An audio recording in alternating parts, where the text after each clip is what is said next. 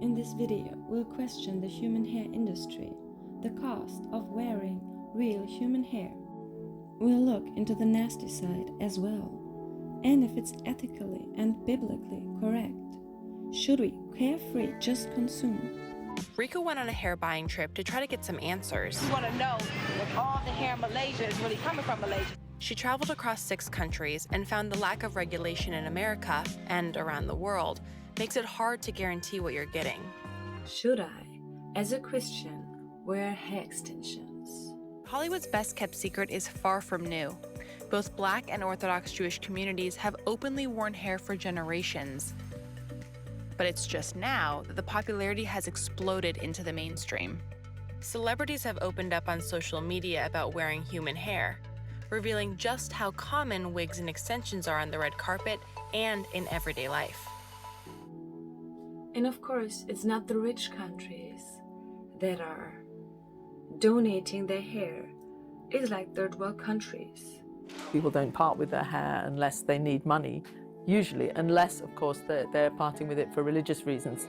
That's the case in India, where Hindu devotees donate their hair to temples that later auction it to factories. There's this kind of desire for human hair. They want it to be human, but they don't want the human story that goes with the hair, because that human story often involves poverty, hardship. If you go to the salon and get your hair done with extensions, it costs in the US like $500 to $2,000. And the person who donated the hair. When told Insider she sold the hair to a buying agent for $11 and said her markup is between 20% and 50%. It's a completely unregulated industry for a start, so there's no sort of who decides what the value of hair is. So generally it's the person who's buying the hair who's trying to get it for as cheap a cost as possible. Why nobody's talking about it? It's because it's a $1 billion business. Most people do not know where their hair comes from, and I don't think they care. Rika Hales, the founder of a hair extension salon in Los Angeles, didn't particularly care either until she got scammed.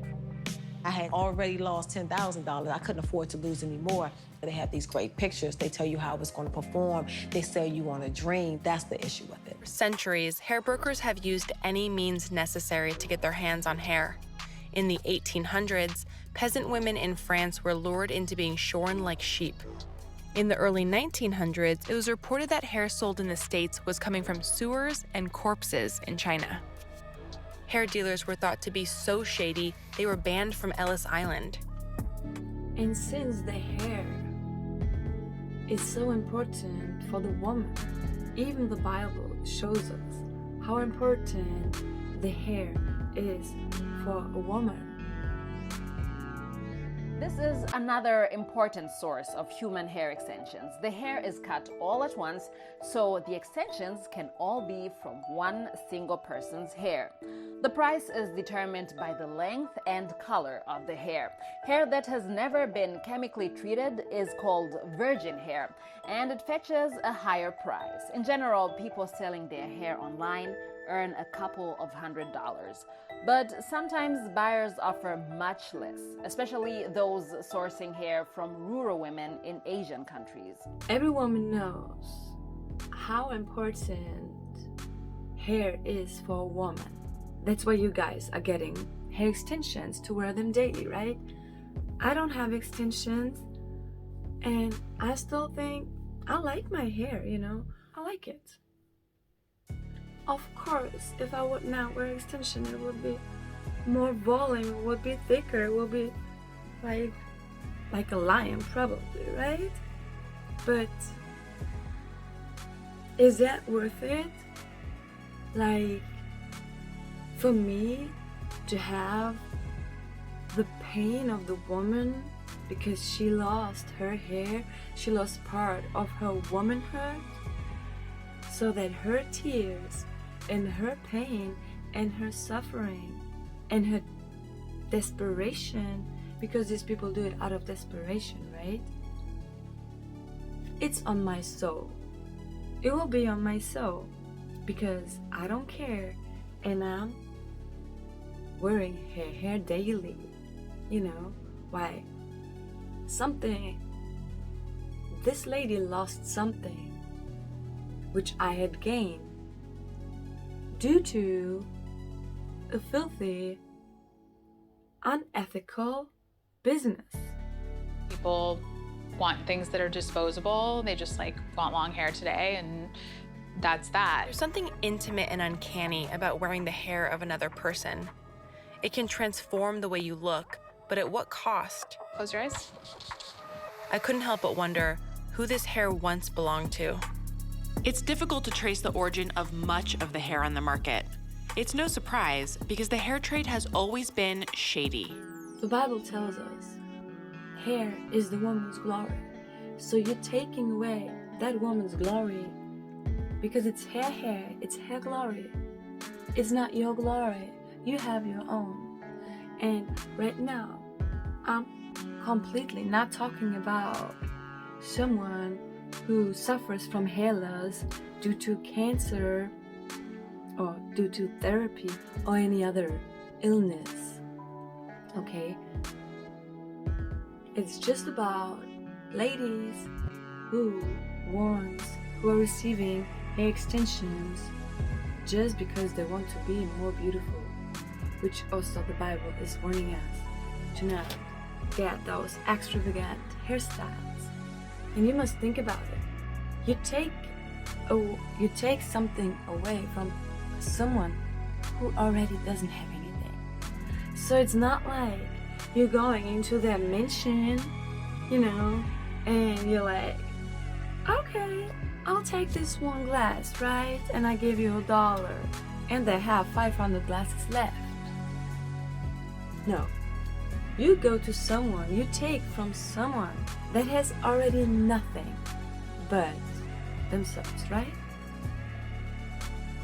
And I have nothing what makes me feel more like a woman. For example, me, I have my purses, right? I have my beautiful dresses, I have my creams, but these women, they have nothing. Nothing to make them feel more feminine, but probably their hair.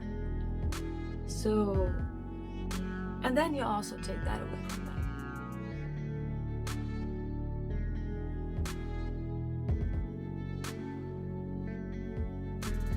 So every Christian woman should really think about it.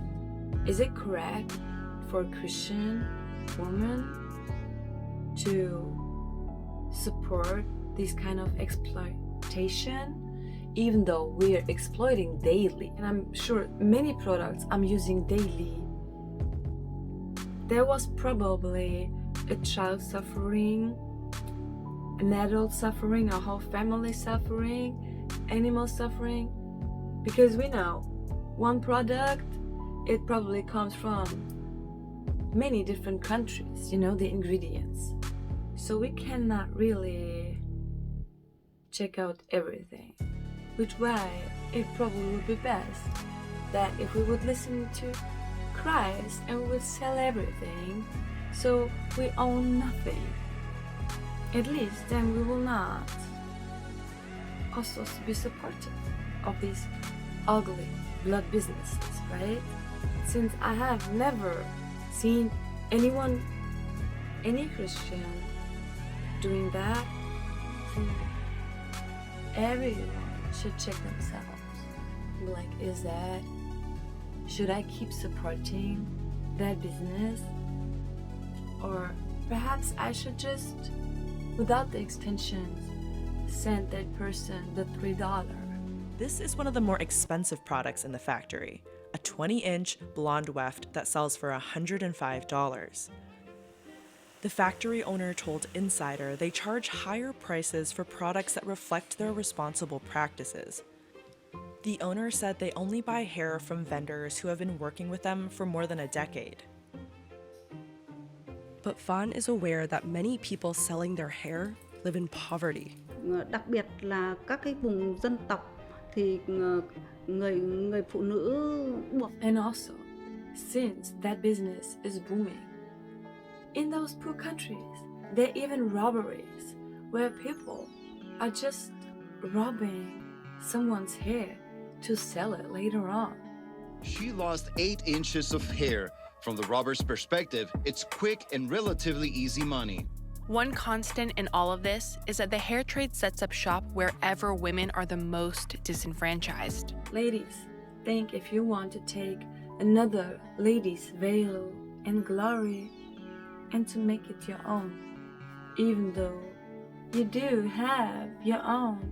And remember, the Lord knows the number of hairs on my head, so He knew exactly how many hair one has taken from another and given it to you.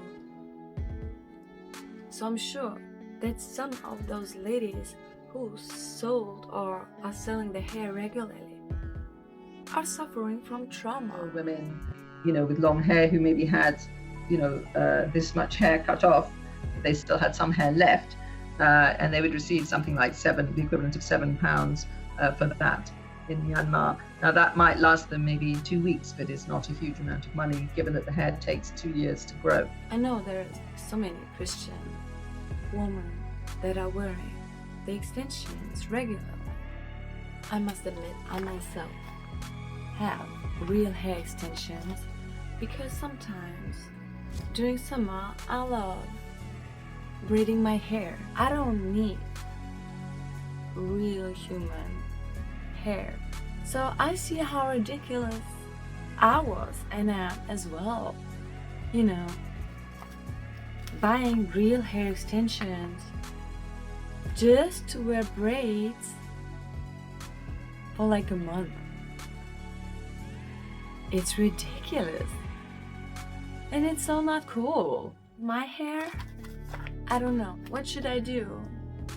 A third source of human hair is so-called comb waste. And as the name suggests, this is the hair we lose when using a comb or a hairbrush. In India and several Asian countries, many people collect this hair and then they sell it to buyers who go from door to door. Other people collect comb waste from hair salons or from the trash and then they sell it. All of these different types of hair from different sources have to be untangled and sorted and then processed for the market. That's the second step in the supply chain.